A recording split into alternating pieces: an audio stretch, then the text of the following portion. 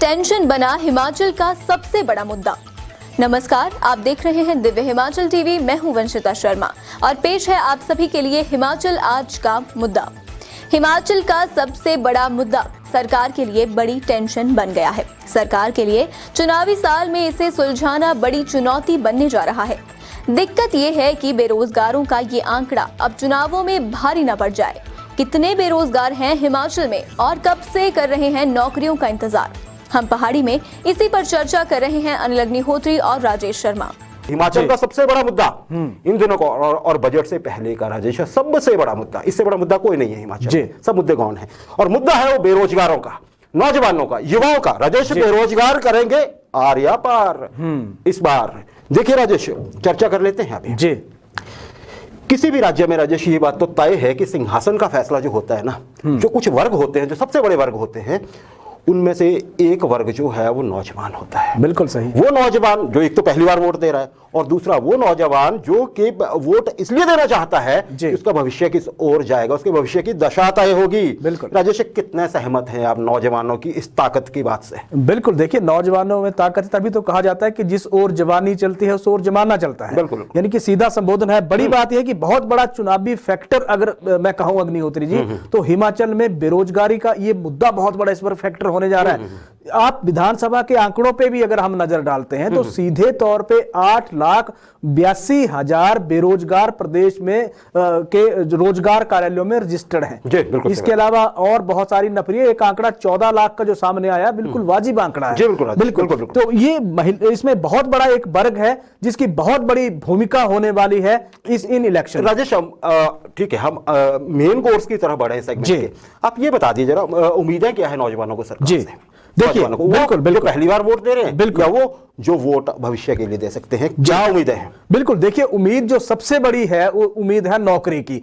और जो पहली बार इस बार वोट देंगे, बड़ा रोचक आंकड़ा एक आया अग्निहोत्री जी, और वो रोचक आंकड़ा ये है कि 18 से 19 साल की आयु वर्ग के 54,000 से ज्यादा, यानी कि 54,087 जो युवा है वो पहली बार वोट करेंगे। इस बार पहली बार वोट करेंगे। 2022 के आंकड़े हैं, जैसे छोटे राज्य के लिए बिल्कुल से कुछ 100 वोटों और इस बार 2022 में 1,524,000 जो सीधे तौर पे नए मतदाता सूची में पहली बार जुड़े हैं। और 2017 को अगर हम देख लेते हैं, जो पिछला जो इलेक्शन हुआ था, उस इलेक्शन में जो 40 साल से कम आयु वर्ग के जो वोटर थे, उनका आंकड़ा 50% था कुल वोटर जो 40 से, यानी कि युवा मतदाता यहां बहुत बड़ी भूमिका अपनी निभाते हैं। अब आते हैं असली मसले पे।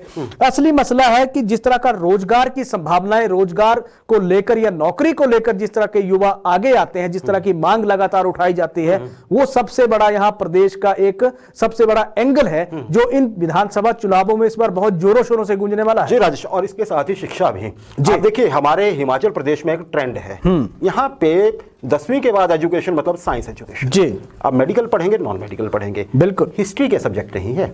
क्या हमें हिस्ट्री के अच्छी फैकल्टी नहीं चाहिए? बिल्कुल सही है। क्या हमें ज्योग्राफी नहीं पढ़ानी है बच्चों को? लैंग्वेजेस में हम बच्चों को नहीं बनाना चाहते हैं क्या?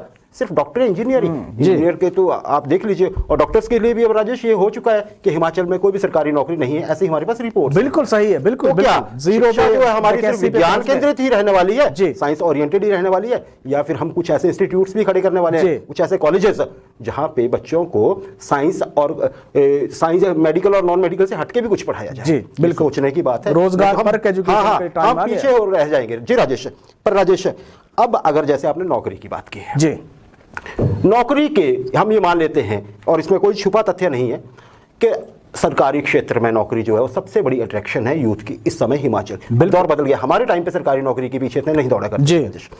अब सरकारी नौकरी, तो राजेश ये भी पक्का है कि सरकार सीमित होते हैं मौके। आप जितने सारे युवा हैं बहुत टैलेंटेड भी होंगे उनमें, लेकिन फिर भी कुछ ही सेलेक्ट हो पाएंगे जो बहुत ज्यादा होंगे, क्योंकि कुछ टैलेंटेड भी रह जाएंगे, मौके तो कम है राजेश। पर आरोप एक है, ठीक है मौके कम हैं, लेकिन सरकार दे क्यों नहीं रही है मौके? कितने तरह के बेरोजगार युवा हैं जो पढ़े लिखे हैं, स्किल्ड हैं, बिल्कुल वेट कर रहे हैं सरकारी नौकरियां थोड़ी सी तो निकाल दीजिए। बिल्कुल, वो थोड़ा सा ये तो उनका मन रह जाए कि हमने कोशिश की, हुए या नहीं हुए वो अलग बात है। बिल्कुल, क्या कहेंगे आप? बिल्कुल सही है। इसमें जो सबसे बड़ा जो वर्ग है, जो 14 लाख का जो आंकड़ा आया है, उस आंकड़े को अगर हम देखते हैं तो सबसे ज्यादा जो एक तरह से वर्ग है वो स्किल्ड की श्रेणी में आता है, क्योंकि इसमें ITI या आप ये कह लीजिए पॉलिटेक्निक कॉलेज होल्डर, इसमें सिविल इंजीनियर है, सबसे बड़ा वर्ग में उसी पे आ रहा हूं। 2018 से के बाद सीधे तौर पे इनके लिए कोई भर्ती नहीं निकली है। 2018 में जो भर्तियां निकली थी उसमें अगर एक आंकड़ा देखते हैं, जो सिविल इंजीनियर ने जो अप्लाई किया था 21,524 युवा ये सामने आए थे 2018 में। 4 साल बाद क्या परिस्थितियां हैं, क्या आंकड़े अभी सामने नहीं आए। उनमें से सिर्फ 100 कुछ पद ये निकले थे, जिसमें 328 ने क्वालिफाई किया था 21,000 में से। तो बहुत बड़ा ये वर्ग है, कोई छोटा वर्ग नहीं है। और वो ये वर्ग वो है जो उस दौरान नौकरियों की सरकार से लगातार मांग करता रहा, जबकि PWD में 5,000 से ज्यादा पद सीधे तौर पे लैप्स हो गए हैं। IPH में पद भरे नहीं गए अरसे से। TCP में अभी पदों का ब्यौरा तलब नहीं हुआ। तो ऐसे कई विभाग हैं, ऐसे ये सिविल इंजीनियरिंग का ये इतना बड़ा वर्ग है। लाइब्रेरी सड़कों की हालत देख लीजिए, बिल्कुल सिविल इंजीनियर की हालत क्या है हमारी। बिल्कुल, हम PWD में भरना क्या चाह रहे हैं, मल्टीटास्क वर्कर्स क्यों भरना चाह रहे हैं, पता सबको है, स्किल्ड कहां जाएंगे। अब इसके दूसरे पहलू पे आप देखिए कि युवाओं ने सिविल इंजीनियरिंग करना छोड़ दिया है। प्रदेश के जितने भी कॉलेज हैं ताले लट गए हैं वहां। बिल्कुल, परिस्थितियां ये है, बिल्कुल एजुकेशन बदल गई है एक तरह से। साथ में बोल रहे हैं राजेश कि आप कमीशन के आधार पर, बिल्कुल बिल्कुल ठीक है, बैच वाइज भी निकालेंगे कमीशन पे जो सिविल्स की। राजेश और कौन से वर्ग है? बिल्कुल, देखिए लाइब्रेरियन है, लाइब्रेरियन सीधे तौर पे कह रहे हैं कि 97 के बाद से भर्तियां नहीं निकली हैं, सरकार कर क्या रही है, कौन सी दिशा में प्रयास हो रहे हैं, इस बजट से बहुत ज्यादा आश है। फार्मासिस्ट की बात कर ले तो पिछले कल 2 दिन पहले 74 फार्मासिस्ट रखे गए हैं आयुर्वेद विभाग में, लेकिन उससे पहले वर्षों से वो नियुक्तियां नहीं हो पाई हैं। अब ये अगर सरकार ने अब 74 अगर रखे हैं तो उनमें इस वर्ग में भी एक तरह से आस जगी। अभी और ऐसे कई वर्ग हैं। बिल्कुल, सबसे ज्यादा युवा जो है बीएड करते हैं हिमाचल में, बिल्कुल शिक्षक बनना चाहते हैं जी, है ना। बहुत सारे प्राइवेट कॉलेजेस आप देख लीजिए कितना ढेर लगा हुआ है जी, वहां से भी यूथ निकलता है। बिल्कुल चाहते हैं मौका दीजिए, बिल्कुल मौका मांग रहे हैं राजेश, लेकिन शिक्षकों की तो जॉब सी बहुत कम, कई दिनों से नहीं एडवर्टाइज। बिल्कुल बिल्कुल, बड़ी मुश्किल से जो लगे थे उनको पीछे स्टेशन अलॉट हुए जी, अभी हुए, उनके कब होगी राजेश? बिल्कुल, देखिए अभी अगर हम बजट को देखते हैं, उस बजट में वो सरकार पद किस तरह से देती है, कितने देती है, क्योंकि बजट से बेहतरीन मौका अब आने वाले दौर में नहीं होगा। समय भी कम बचा, समय भी सरकार के पास, क्योंकि अब ये देखिए मान के आप ये चलिए कि सीधे तौर पे 6 या 7 महीने ही बचे हैं सरकार के पास। अब 6 या 7 महीने में क्या भर्ती प्रक्रिया हो भी पाती है, क्योंकि सरकार ने उससे पहले अगर परिस्थितियों को सुधारना है तो वो करना होगा।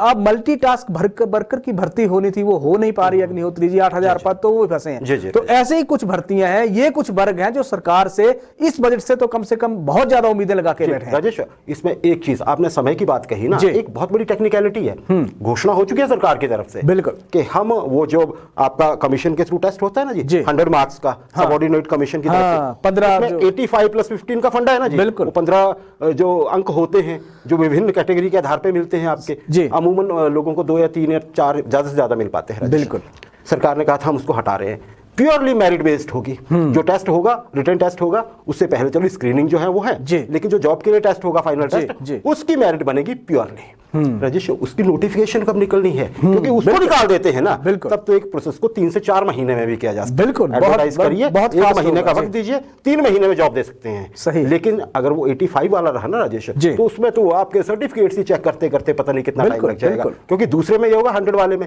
जो सेलेक्ट होंगे उन्हीं के आपने डॉक्यूमेंट चेक करने हैं, अदरवाइज तो बहुत प्रॉब्लम होती है राजेश। सही, सबको दौड़ भी लगानी पड़ती है, सरकार के दफ्तरों का भी समय बचेगा, क्योंकि वहां पे भीड़ लग जाती है जी सर्टिफिकेट्स लेने के लिए। तो राजेश ये बात है, ये भी हमें देखना पड़ेगा। अच्छा राजेश, सरकारी नौकरी की बात कर ली हमने, निजी क्षेत्र भी है जहां पे युवाओं को रोजगार मिल सकता है। बिल्कुल राजेश, लेकिन वहां समस्या दूसरी है, 2 तरह की दिक्कतें आती हैं वहां जी। एक तो वहां का माहौल, प्राइवेट सेक्टर में सबको पता है घंटे तय होते हैं काम करने के, लेकिन असल में कई बार कितना ज्यादा काम करना पड़ता है सब जानते हैं, और वो तो जरूर जानते हैं जो प्राइवेट सेक्टर में काम करते हैं। बिल्कुल बिल्कुल। दूसरा राजेश होता है अंडर पे होना जी। आप स्किल्ड हैं, आप बहुत अच्छे हैं, लेकिन आपकी तरह बहुत सारे लोग हैं जो निजी क्षेत्र में, आप डिजर्व करते होंगे उस पद के हिसाब से 30,000 रुपया, लेकिन उसी काम को वो 6,000 में करने वाला होगा वहां। बिल्कुल, तो नौकरी सरकारी है नहीं। कहने को तो आप घर वालों को भी, समाज को भी जवाब देना होता है यूथ ने राजेश, है ना। बहुत सारे चैलेंजेस फेस करने पड़ते हैं युवाओं को। बिल्कुल, तो उन्होंने कभी कहीं ना कहीं लोग बोलते हैं, कुछ घर वाले बोल देते हैं कई बार दोस्त वैसे पीयर प्रेशर होता है तो वो अंडर पे हो जाते हैं वहां पे जाके, वो 6,000 में जॉब करने लग पड़ेगा एक आदमी। तो राजेश इन चीजों को तो दूर अभी सरकार के एंड पे भी करना पड़ेगा ना। बिल्कुल, क्या कहेंगे आप? बिल्कुल सही है, सरकार के एंड पे करना पड़ेगा, क्योंकि आप ये देखिए कि प्राइवेट सेक्टर के बिना ना किसी देश का ना प्रदेश का किसी का कोई भला नहीं है। सबसे ज्यादा अगर हिमाचल की आबादी की बात कर लेते हैं, 70 लाख की आबादी वाले प्रदेश का एक वर्ग 4 लाख या 4.5 लाख के आसपास है, लेकिन निजी क्षेत्र का वही वर्ग आप देखिए 25 से 30 लाख के उस दायरे में आता है। और बड़ी बात यह है अग्निहोत्री जी कि अगर हम ये देखते हैं कि आप थोड़ा सा ये देखिए कि ये कहा जाता है कि अंडर पे होते हैं या कुछ होते हैं, लेकिन कुछ ऐसी चीजें हैं, आप एनआईटी हमीरपुर के उन स्टूडेंट्स का प्रोफाइल देखिए जिनको निजी कंपनीज 1.25 करोड़ 1.5 करोड़ या ये 1 करोड़ के पैकेज पे ले रही हैं। तो वो प्रतिभा है, प्राइवेट सेक्टर में प्रतिभा को सीधे तौर पे परख के उसको पुरस्कृत किया जाता है एक तरह से, और उस क्षेत्र के बिना, अब निजी क्षेत्र के बिना तो गुजारा भी नहीं है। और इतना पैकेज क्या सरकारी दायरे में हो सकता है?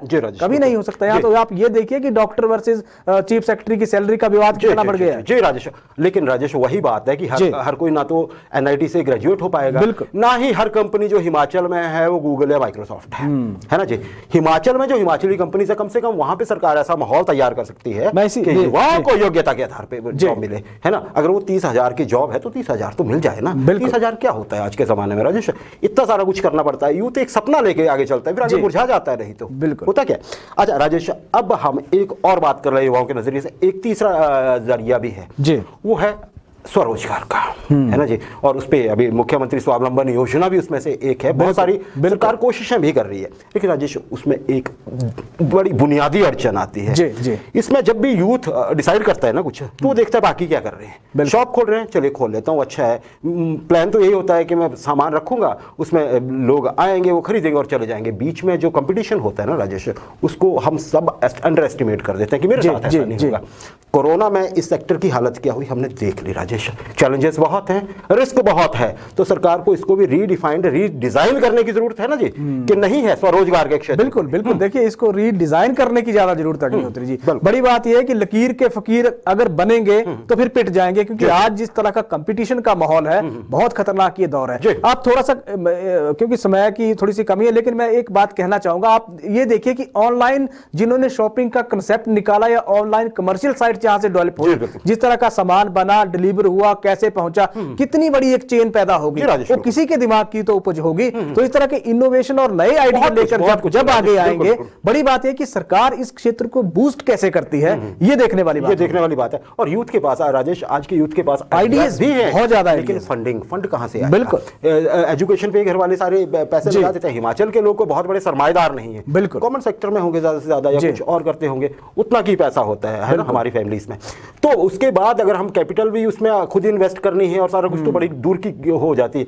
और जहां तक कुछ सरकारी योजना है, वहां पे कई सारी तो बैंक ही मना कर देते हैं। बिल्कुल, तो देखना पड़ेगा कैसे, और इसमें श्योरिटी होगी, फंडिंग मिले। राजेश, यूथ सबसे बड़ा मसला है, हम इस पे नजर रखते रहेंगे। हम हिमाचल के युवाओं के साथ हैं, है ना जी। तो जो भी इनके मसले होंगे, और हम इस पे देखते रहेंगे सरकार कर क्या रही है, कब कर रही है, और सरकार भी देख रही है, ऐसा हमारा मानना है, हमारे पास इनपुट है।